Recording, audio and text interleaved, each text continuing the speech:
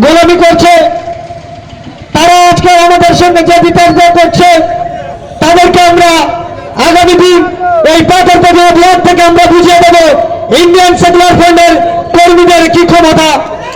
তাদেরকে আরো বলতে চাই, পাথরপথিয়ার ভিডিও ইন্ডিয়ান সেকুলার ফ্রন্টের সঙ্গে যে বিতর্ক করছে, তাদেরকে বুঝিয়ে দিতে চাই যে এসআইআর নিয়ে ইন্ডিয়ান সেকুলার ফ্রন্টের কর্মীদের সঙ্গে ইন্ডিয়ান সেকুলার ফ্রন্টের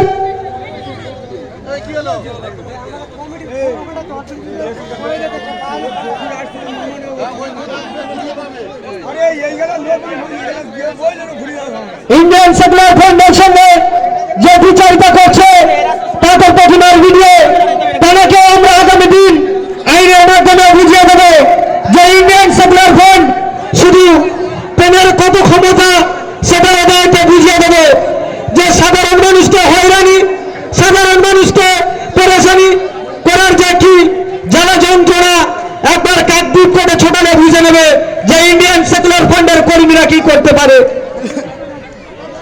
ইন্ডিয়ান সেকুলার ফ্রন্টকে যেভাবে বিচারটা ও অন্যায় অত্যাচার জুলুম করার চেষ্টা করছে, আমাদের এই প্রোগ্রাম করতে গিয়ে যে সমস্ত মানবিক দেওয়ার চেষ্টা করেছে, মণ্ডিত করার চেষ্টা করেছি, তাতে তাদের চোখকে